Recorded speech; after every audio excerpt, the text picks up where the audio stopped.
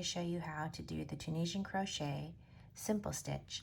And before I do that, I want to talk a little bit about Tunisian Crochet hooks.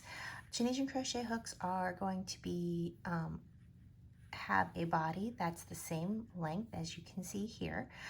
In this one, this is by Furls. It's long and smooth. It does have a little bit more of a rounded head, but I like working with this one the best. You do have other options if you don't like to have a single body, long body. You can use a crochet hook that is, again, uniform in length in the body here, but has a long wire that you can, or a long cable that you can attach or detach depending on the one you get.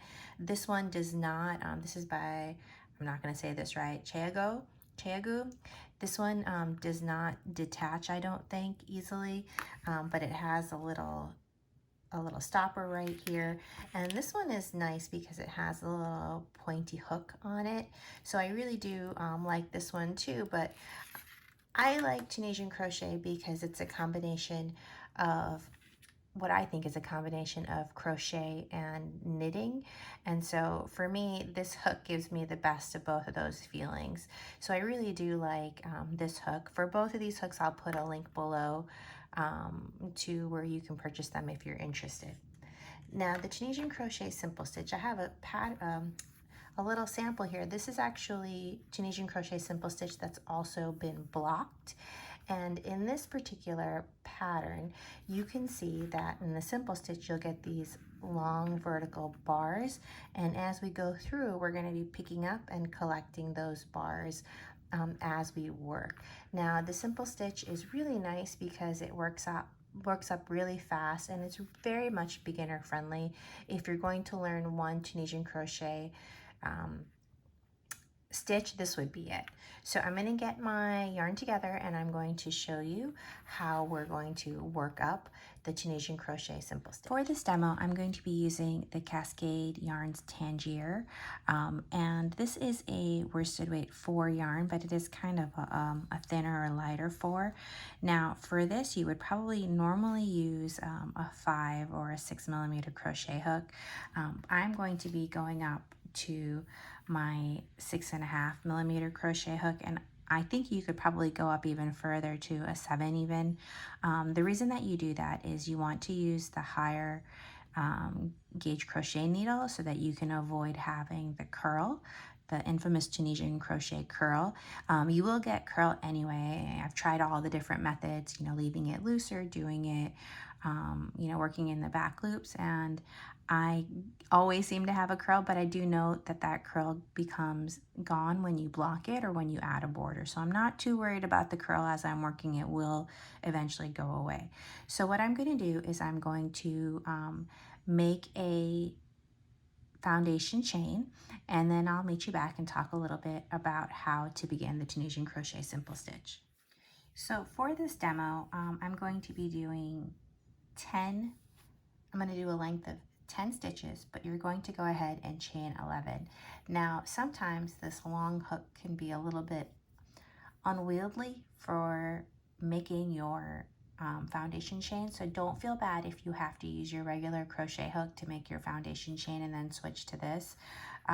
Just make sure that you're going to make your foundation chain in the same size crochet hook as your Tunisian crochet hook. All right, so we're going to turn our work and we're going to skip the first loop on the chain, and we're going to work on the back loop. So we're going to go through the back loop right like that, and we're going to yarn over and pull through. And if we were doing a single crochet, we would yarn over and pull through both and end up with only one loop on our hook. But this isn't the case with Tunisian crochet. Remember, it's kind of like knitting where you're going to end up with a bunch of loops on your hook. So we're just going to let that hang out while we find our next back loop. And we're going to go through that back loop, yarn over, pull through for 3, find the next one, 4, pull through. And you don't have to do the back loop. I've read that if you do the back loop, it helps with preventing the curl, but you're still going to get the curl, unfortunately. I think it has more to do with making sure that your work is nice and loose and not too tight. But even with that, you'll still get a little bit of a curl, but it will go away. Like I said, once you block your work or you put a border on. So I'm going through, and you can see I'm just collecting all my loops on here. And this yarn is very lovely. It's has some silk in it, so it's a little bit slippery, but it is lovely.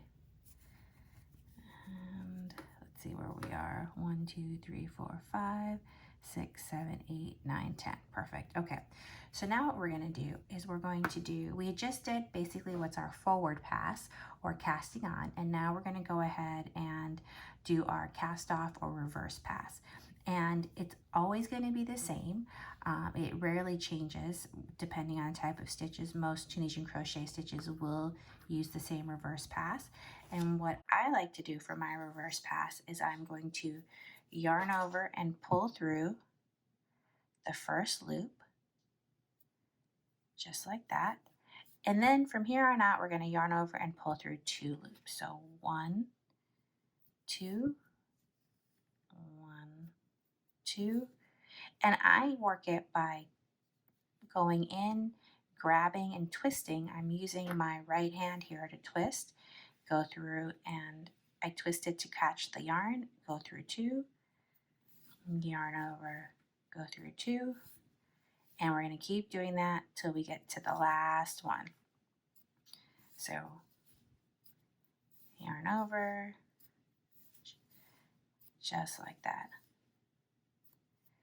And now you'll see we have a pattern, and there's a little bit of an anatomy here with this that makes it a little bit different, again, from regular crochet. What you have here on your Tunisian crochet is different parts of the stitches. So you'll see these long bars, which I mentioned before, and those bars are what you're going to be using to pick up on your next forward pass right there. And you should have 10 of them always if you have your 10, if 10 is the number that you started with. So just like there. There's also a back loop, so you can see a back coming right there. And if you go in between there, you create the Tunisian crochet knit stitch. Totally different lesson though. And then there's bar on top here, and there's a lower bar, and then there's also a back bar. So there is quite a few different areas on this little swatch that we have here, but for today we're only going to be working in the front bars right there. So we have our loop that we came from the last one, and that loop corresponds with the first bar right here. And just to show you that first bar, there it is. I have a colored yarn, so it makes it a little bit harder to see. And then what we're going to do is we're not going to yarn over, we're just going to go in through that bar. Now we'll yarn over and we'll get another loop. And we'll find the next one, yarn over, get another loop, and go through that bar just like that. Yarn over, pull through your loop, keep going just like that. And as you get the hang of it, you'll figure out what you like better for this pattern. Do you like having the more pointed hook? Are you okay with a long hook? And that'll give you the idea of how when you make your longer projects, if you want to use this or if you prefer the cable. I have for my longer projects, if it's a sweater, I've been able to fit it on this crochet hook, and I do love the way this crochet hook looks too. Feels like a little magic wand. So I'm going through and just picking out. Now I've come to my last one, and this is what looks like the last bar, and it is.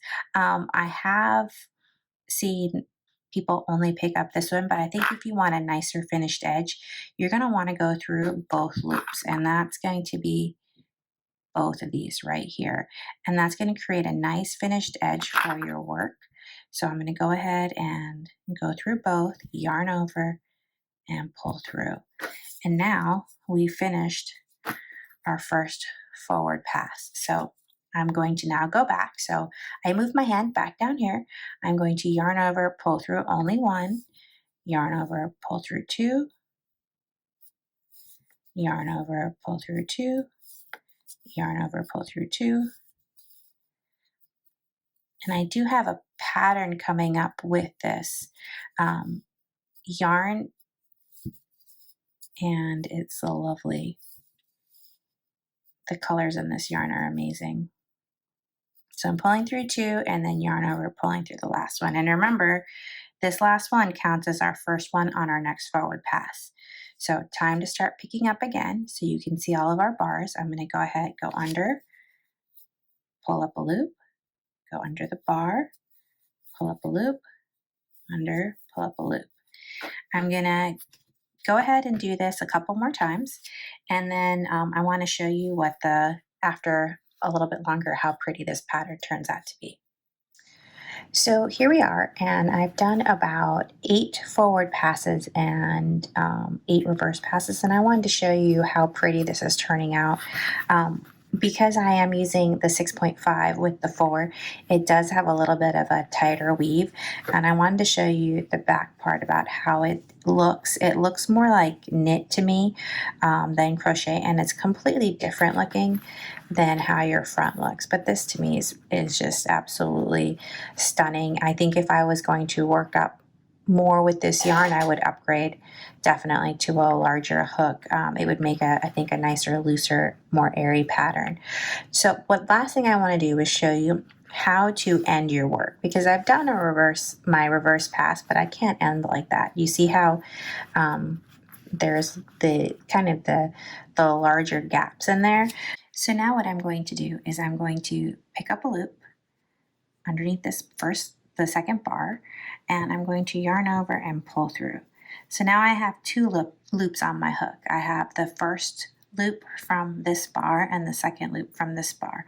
I'm going to grab my hook and catch the second loop and just pull it through the first one, and that's gonna close this up. So to show you again, I'm gonna go underneath the bar just like I was picking up another one, and now I have 2 loops, 1, 2. I'm going to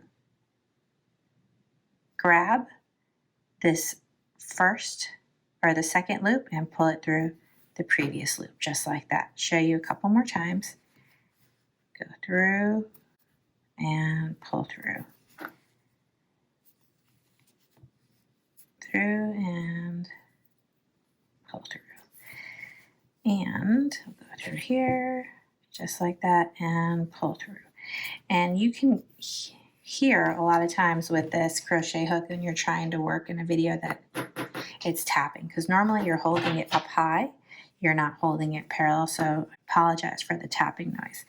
But I'm going to do the same thing, pull up a loop, and then pull it through. Pull up a loop, and pull through, pull up a loop, and pull through, pull up a loop, and pull through. Now for the last one, we're going to treat it just like it's the end. We're going to go through both bars, just like that, yarn over, pull through, and then pull through the previous loop. And there you go. We have just closed up the top part of our little Tunisian crochet swatch.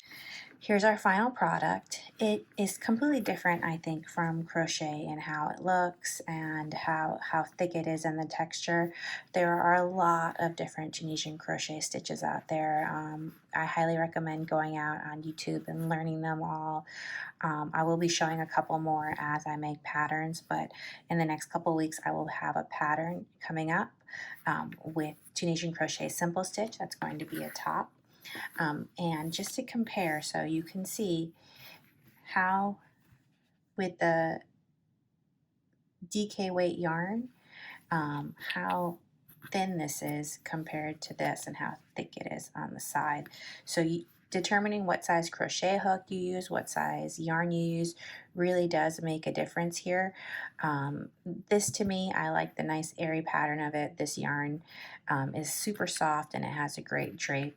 This is going to be better for the winter. It's going to be nice and thick. I think it would make a lovely hat or a sweater when you're using a higher weight yarn, the 4 with the 6.5mm crochet hook.